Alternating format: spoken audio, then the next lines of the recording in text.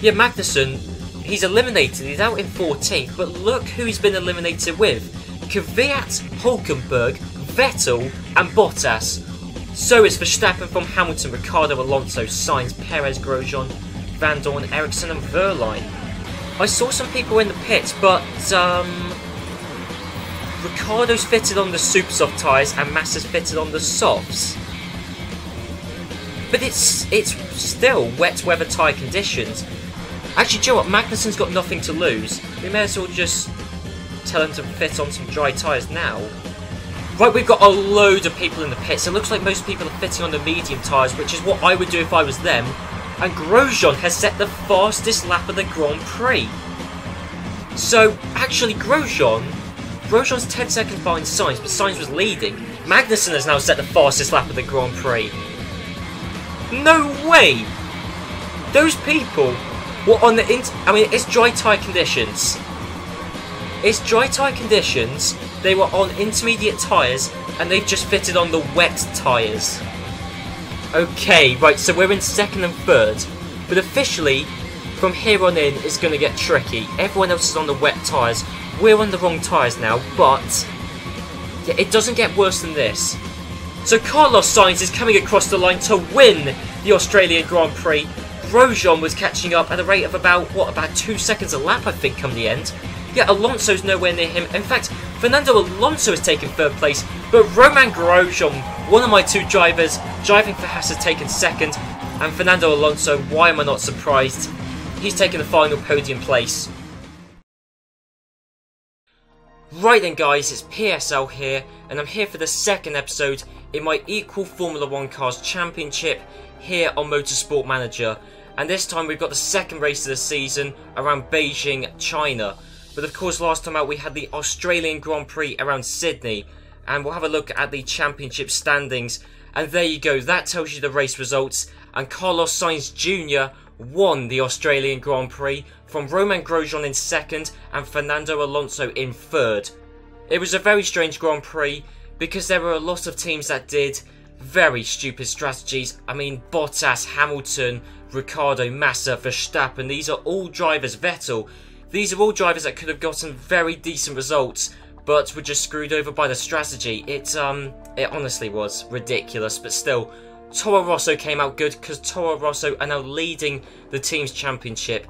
McLaren are in second because whilst Grosjean beat Alonso, Van Dorn did beat Magnussen, so McLaren are beating us by 1 point. Haas, the team I'm managing, are in third, and in fact we're quite a way ahead of the team in fourth, which is Sauber. And then you got Ferrari and Force India, who are the only other teams to have scored points so far. Anyway, one thing I do want to point out before we head into any of the remaining races is that despite the fact apparently we've got the second best car on the grid, I don't quite know how they've determined that order. Force India from Haas, McLaren. Apparently Ferrari have only got the 8th quickest car. I don't see how they've come to that conclusion because we're all using the same parts. The thing is though, we'll have a look here. You've got the tyre wear, tyre heating, fuel efficiency and improvability. Now, as you can see, I mean, the main thing really for me is the tyre wear and tyre heating.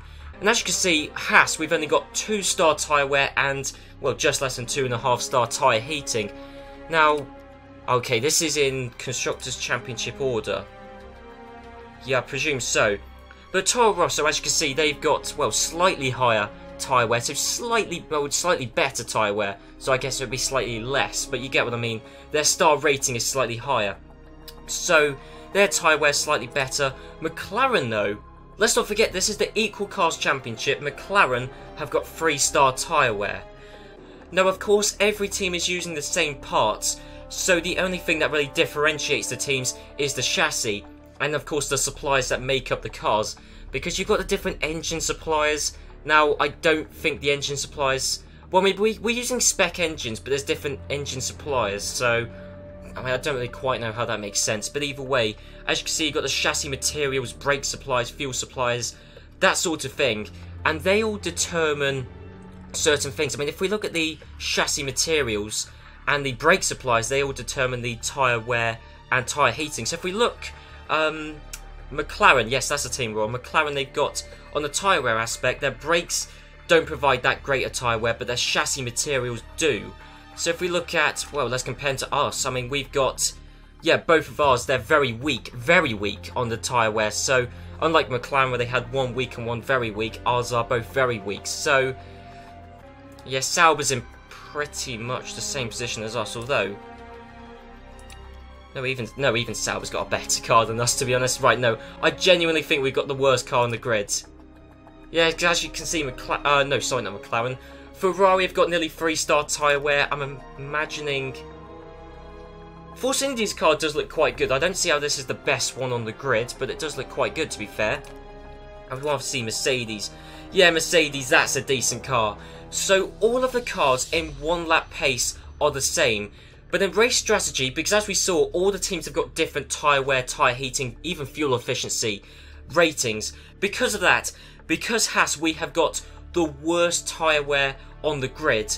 We have got much less flexibility in race strategy. And also it means that in qualifying, we're going to wear down our tyres much more than everyone else. So when we get into Q3, in fact, that will be the main difference, because when we get into Q3, or if we get into Q3, we're going to put much more wear on our softest tyres, our super soft tyres, than anyone else. So we have got quite a big disadvantage. As I said, in one lap pace, every team is the same, but Mercedes, Ferrari, Red Bull, all of those teams, not only have they got the advantage in drivers, they've also got the advantage in not necessarily race strategy, but certainly flexibility and choice of race strategy. So then, I think that is pretty much everything. We just had some emails, a couple of other things. I'm currently scouting some drivers. So as you can see, there's the ratings of the drivers I've currently scouted. But I will probably talk more about this in the next episode. I'm trying to space out my sort of talking points, if you like, in this series. So yes, we'll go to the calendar. And as you can see, we've got the second race of the season, the Chinese Grand Prix around Beijing.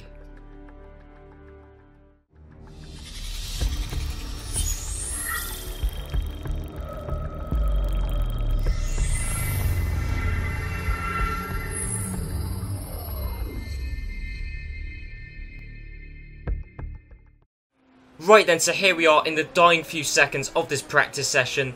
I know I didn't show practice in the previous episode, but there was a lot I cut out in the previous episode. In fact, the first episode in this series was kind of a cut and shot job, really. There was a lot I had to cut out, and even then the video was still 36 minutes long, so I'm going to try and make this video more succinct and actually show a bit more of the racing action, because I've got less to explain. So here we are in practice, and there's not really a great deal going on, which is why I cut it out from the first episode. Grosjean's got a decent setup, Magnussen has got a decent setup, so we've perfected the setup, if nothing else. Alonso is in 6th. He was quicker than Hulkenberg, Palmer, Kvyat and Van Dorn, who all used the super soft tyres. We were the slowest people to use the soft tyres, right. Okay, well that's not really a particularly great sign, but I mean, we were the slowest of 5, and the other people were Alonso, Sainz and Ricciardo, so they're all really quick drivers. I mean, Carlos Sainz won the previous Grand Prix. Magnussen, though, is going to make it through, but Grosjean is down in 19th place. Grosjean, he's got a decent setup. He finished 2nd at the previous Grand Prix. He's got no excuse. And Romain Grosjean, I believe, is going to qualify all the way down in 19th. 20th. Grosjean's qualified in last. What an absolute disgrace. He's 3 tenths behind Lance Stroll. I mean, this episode is being recorded less than 24 hours after the Azerbaijan Grand Prix, so Lance Stroll is just a hero at the moment. But Grosjean is behind Stroll, Ocon, Kvyat, Ericsson. Grosjean has got no excuse, absolutely no excuse. But looking at this, these are some pretty reasonable eliminations. Ericsson, Kvyat, Ocon, Stroll and Grosjean. And as I said, I'm recording this less than 24 hours after the Azerbaijan Grand Prix. And Lance Stroll there was an absolute hero, but I mean, let's not forget, when this mod was made, and even prior to the Canadian Grand Prix, Stroll was, well, we all considered Stroll to be in the same category as Palmer, so I mean, for Stroll to be eliminated, bearing in mind when this mod was made and the rating that he's probably got in this game, that's not too much of a surprise. So then, here we are about to start Q2, the session where if you make it into the top 10 at least, those are the tyres that you have to use at the start of the race. So for this one episode, I will probably take qualifying. I think this will be the last time I ever take qualifying in this series, because I do want to demonstrate something. So we've got Kevin Magnussen here. Right, that was okay. That confused me because it just popped up with Grosjean then for a second. Right, I want to demonstrate something with Magnussen, although, well, it only really works if he makes it into the top 10. So, well, I guess it doesn't really, but it becomes more apparent if he makes it into the top 10. So I'm just going to wait for the track grip to increase, and then, yeah, and then we'll... Well, I'm going to try and set Magnussen out at the optimum time. Hang on, since when has that been a feature in the game? That you can let your drivers dictate their speed in qualifying? Okay, fair enough. I mean, okay, fine, fair enough. But, I mean, Grosjean... No, sorry, Magnussen, he's making a bit of a hash of it. Yeah, he's really messing it up, isn't he? I'm actually going to take control back into my own hands because Magnussen, he's messing it up. Okay, in fact, I nearly messed it up for him, but... Okay, away we go. So he's going to start his qualifying lap. And hopefully it goes well. I just hope he makes it into the top 10. To be honest, I wouldn't mind too much if he didn't make it in the top 10. Just, to be honest, as long as he doesn't humiliate himself here in qualifying. So, okay, I mean, what can we really say? It's a green first sector, but of course he's only doing one lap. The track is pretty much at perfect conditions, but I imagine everyone else will be doing a second lap. Yes, so, you know, it's not really an advantage that we're going to have on anyone else. We're just going to try and do one lap. And, well, Magnussen coming around the final corner. Where is this going to place him? 6th. 6th, that is very good. Much higher up than he qualified in Q1. Jolyon Palmer, as it stands, is the fastest guy in Q2. Oh no, Magnussen's down into 8th. Right, we're getting close, but hang on. But Verline's on an in-lap. Van Dorn's not improving. Perez is on an in-lap. I don't think we're going to fall down the field. No, we're going to finish in 9th. So that means Van Dorn, Verline, Hulkenberg, Sainz and Perez are the drivers eliminated. There you go, Van Dorn, Verline, Hulkenberg, Sainz and Perez. All of those drivers decent. All of them. I mean, well, Van Dorn has been phenomenal in lower series. Formula 1, I think I mentioned this in a previous episode actually. I don't think I cut it out, but that Van Dorn's a tricky one because, I mean, in real life he's doing so much worse than Alonso, but Alonso is brilliant. So, I mean, if you compare anyone to Alonso, they're gonna look bad. So, Van Dorn, again, I'm not sure whether Van Dorn's bad or Alonso's brilliant, but either way, I mean, I still am of the opinion that Van Dorn is decent at least. Right, so Hamilton was the fastest in Q1, Palmer was the fastest in Q2, but we've still got Verstappen, Ricciardo, Alonso, Bottas, Raikkonen, Vettel. We've still got a lot of quick drivers in, of course, along with the almighty Kevin Magnussen. I'm not going to do Q3 because, I mean, there is nothing I would stand to gain by doing Q3 myself. I mean, you saw me try and balancing out, you know, try and get both bars in the middle. I'm just not very good at it. And as I said, I mean, even Kevin Magnussen wasn't doing that great at it either. So, we'll just simulate the session. I mean, it's not going to really... Well, we'll just see how it goes. But we've got Magnussen and Palmer. Those are the two people that I'm surprised are still in qualifying that have made it through into Q3. Right, and away we go. So Magnussen, currently the slowest. Jolyon Palmer, though, is doing brilliantly. Magnussen, he's quicker than Massa, but Massa has gone out on some very worn super soft tyres. Magnussen's doing his second lap on another set of brand new super soft tyres, but he's not improving. Palmer's up into 5th, but hang on, Vettel's on a quick lap. I think Vettel... No, Vettel set the fastest first 2 sectors, but still has not beaten Lewis Hamilton. Hamilton has taken pole position for the Chinese Grand Prix. And there's both Ferraris and Ricciardo Alonso. Palmer in 6th.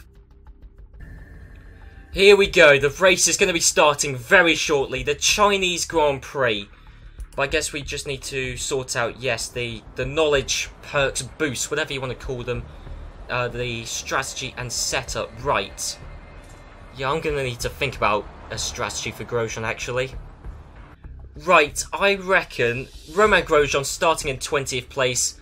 I don't really know what to do with him, to be honest, but... I mean, our Haas car, I think it's got the worst tyre wear of any car on the grid. Or certainly, you know, joint worst. But... I'm thinking it's a 32 lap race. The soft tyres apparently can do 10 to 12 laps. I generally find that the estimated laps they can do, especially if you're in a car with poor tyre wear like ours, I generally find that these estimated laps are ambitious, but we might be able to just go on soft tyres for the remainder, or for the entirety of the race. I mean, as you can see, right, here's the point I was trying to make. So as you can see, I mean, we saw in Q2, I only did one lap with Magnussen in qualifying, just one lap. But, I mean, we've got much worse tyre wear than everyone else. Look at Hamilton, look at Vettel. They've all got, I mean, they've only depleted about a quarter of their tyre's life. But if we go down, we'll probably sit with Palmer as well.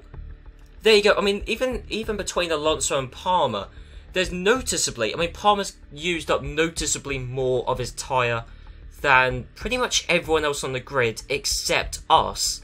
See, and that's the disadvantage we have being a backmarker team. It's the tyre wear. So, I mean, honestly, these guys might be able to do an extra lap, maybe even an extra 2 laps in the race on their super soft tyres. Whereas Magnussen and Palmer, we're stuffed from the start because, I mean, we've got to start with some very worn super soft tyres. So, to be honest, I kind of do slightly regret picking Haas now, to be honest, but oh well, we're going to brave it. Yeah, I mean, Van Dorn's starting on some worn super soft tyres, and he doesn't even have to. And so Sainz. Alright, we've got some very strange strategies going on here, but yes. Okay, right, so Magnussen and Palmer, they're at a disadvantage. But anyway, we'll just see how the race unfolds as the 2017 Chinese Grand Prix is underway. Magnussen, he has not got off to a quick start whatsoever, but he is still just about defended 9th place. Grosjean, though, Grosjean's up into 19th place. Magnussen, though, is down into 12th. He's lost a lot of places after the start and going around the first couple of corners. Verline, though, is doing well. He's got some brand new soft tyres, and he's making the most of it. He's up already into 9th place. So we're going to have to be clever. I mean, we just do not have the advantage on race strategy in terms of tyre wear, tyre life. Because here's the thing, is in qualifying because of their equal cars, it's fine. But because we're now starting on more worn tyres, of course we're going to have less pace than the Mercedes, the Ferraris, all the other cars and all the other drivers ahead of us. Because our tyres are more worn, we're going to have less grip, less pace. So Magnussen does genuinely have a disadvantage, so does Palmer. But we're not pushing on our tyres. We're going to just have to really stretch these tyres out as long as we possibly can, just so we can try and do the same strategy as everyone else. It's vain. I mean, who knows? To be fair, there's only two other people, that are starting on soft tyres, along with Grosjean. That is Verline and Ocon. Ocon's not doing very well whatsoever, but Grosjean is up into 12th place. Verline, though, is doing brilliantly. He's up into 9th place. So Grosjean had a dreadful qualifying, but he is making up for it now because, I mean, Magnussen, I don't know what to do with him. He's now down to 15th place. He's last of the people that have started on super soft tyres. So I don't know what to do with Magnussen because I think we might just have to put him on some mediums and then hope for the best. Oh, Magnussen's got a drive-through. Right, so Magnussen's got a drive-through penalty and no rear wing. Well, Magnussen's race is destroyed. Unless there's a safety car or something. Okay, I think it's Lance Stroll that Magnussen collided with because Stroll, yep, he's got some kind of a car issue which he's getting fixed in the pits. And it won't be a reliability issue because as we saw in the first episode, every car has got perfect reliability. Apparently, Stroll's come out worse from that, unless he's retiring. Well, I don't know, because Stroll's still in the pits. I think he may as well retire, to be perfectly honest. Magnussen's in 19th, but he's still going to serve his drive-through penalty, so who knows, he might still come out behind Stroll. Oh, and as we can see, Jolyon Palmer's come into the pits, once again proving my points that the cars aren't strictly equal, because Palmer, as we saw, he used up more of his tyres in qualifying. To be fair, that is partly his fault. You can attribute some of it to the Renault, because the Renault, I'm imagining, is one of the cars with one of the worst tyre wear ratings, but One thing that does influence it is each driver has a, I think it's called a smoothness rating, but each driver has a rating which does determine the rate at which they wear down their tyres. And I would imagine, once again, that Palmer has one of the worst smoothness ratings. So it's partly self-inflicted, his race strategy, but also, you know, largely on the car. So, you know, I mean, there is an onus on him, to be honest. So Palmer was the first of the top 10 to come in, but I think everyone else is coming in now as well. No, Ricciardo and Verstappen are staying out. That is surprising, because I thought at least one of them would have come in. Because there's no way they're going to both come in at the same time, because they'll double stack. Right, one of these guys is going to lose out badly. Ricciardo, he's got slightly more life on his tyres, but they're still going to be incredibly warm by the time he comes in. But still, Grosjean is in 6th. The only driver we can really compare him to is, well, Ocon, who's a few seconds back. He's in 7th. And Pascal Wehrlein. Wehrlein, full credit to him, Wehrlein has done brilliantly well. He's in 3rd, and, well, for the time being, he's leading the race, but he's doing a different strategy to the likes of Vettel and Hamilton, so you can't really say he's leading because, well, I mean, who knows? It depends where the strategy takes him. So Ricciardo is finally coming to the pits. That means Grosjean is 4th. Of course, he still needs to pit. In fact, I imagine Grosjean and Wehrlein and Ocon will be the next to pit. In fact, Ocon's got more life left on his tyres, but he's all the way down in 11th, so he's not really achieving a great deal, to be honest. I mean, things are looking great for Grosjean at the moment, but I mean, we're going to have to come into the pits at the end of the next lap.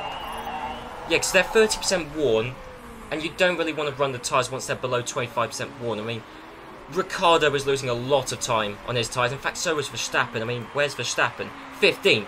And that's because he did one lap on, you know, quite worn tyres. So we'll send Grosjean in.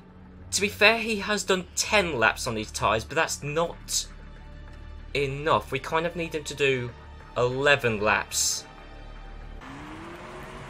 But Grosjean, he's done his pit stop, and he's coming out in 16th place, just ahead of Max Verstappen. You see, Verstappen's having a dreadful race. Really is. I mean, he's come out behind us. Yes, he's on the medium tyres. He's going to have to stop again. Well, I guess he might... No, I mean, no. There's no way that the Red Bull's tyre wear is that much better than ours. Verstappen's going to have to pit again.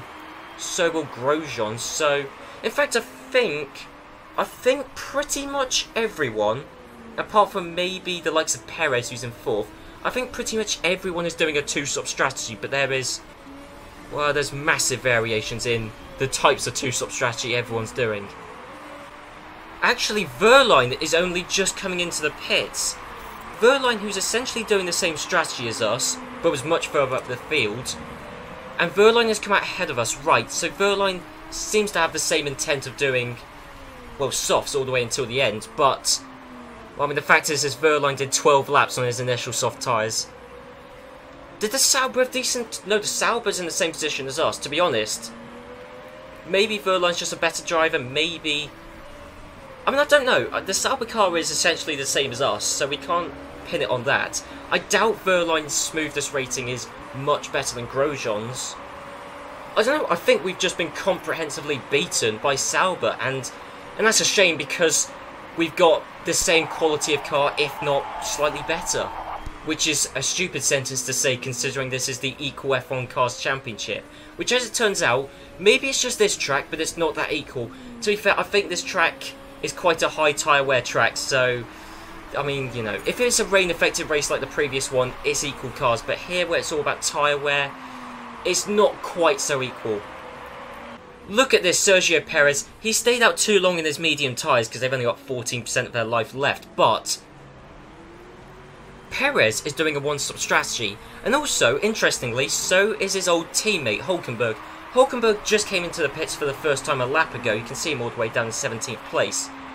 Hulkenberg and Perez are the only drivers doing one-stop strategies, and, I mean, Hulkenberg, I'm not sure if it will work, but...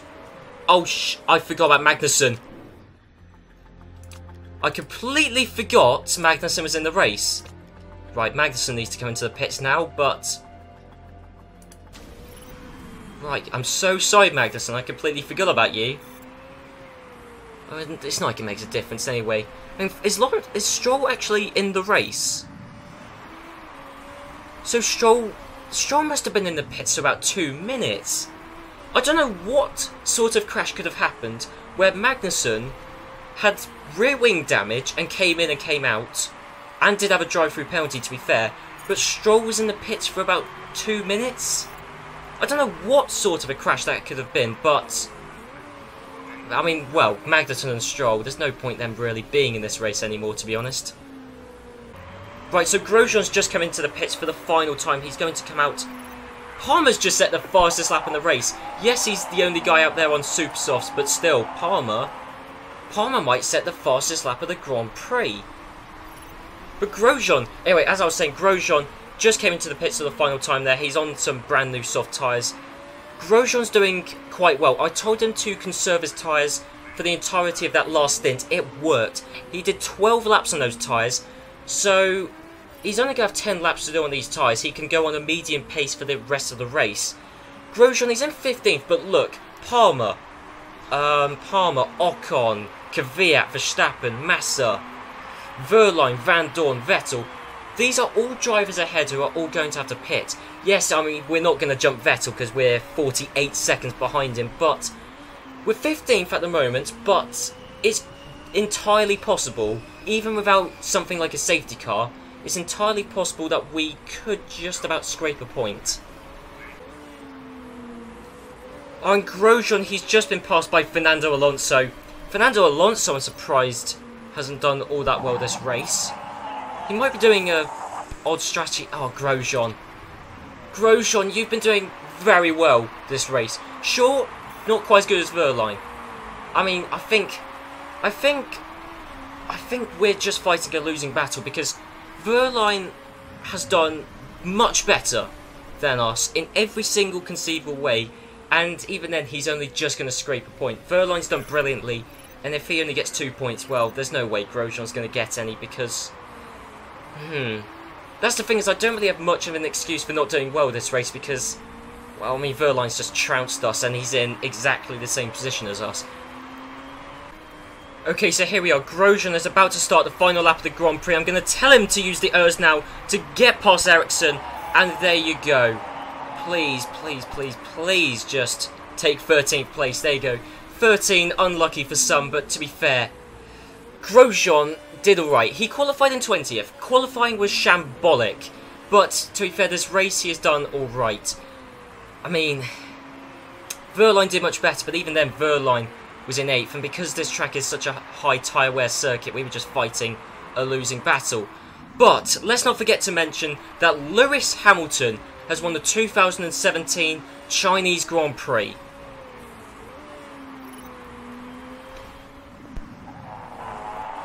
Grosjean, there you go, he's just finished his race. So Grosjean has finished in 13th. He beat Verstappen and Ericsson and Ocon and Palmer and Sainz legitimately, to be fair. Vettel is in 2nd. Ricciardo is in 3rd. Perez pulled off a brilliant one-stop strategy to finish in 4th. But, I mean, hey, apparently the game says, you know, he's got the best car on the grid, so technically that's a disappointment, but I'm not even going to bother looking at the game's car ratings because, well, they're just absolute rubbish. But there you go, Lewis Hamilton. Okay, so that was the race-winning strategy. 9 laps on super soft tyres. There is no way Magnussen could have done 9 laps on super soft tyres. If that was if that's the winning race strategy, is super soft for 6 laps, mediums for 17, and then super soft for 9, Magnussen couldn't have done that. In fact, how long did... Magnussen did 16 on his mediums, and that was a mistake. Yeah, I mean, Magnussen couldn't have replicated Hamilton or Vettel's strategy, that's the thing. Or Ricciardo's for that matter.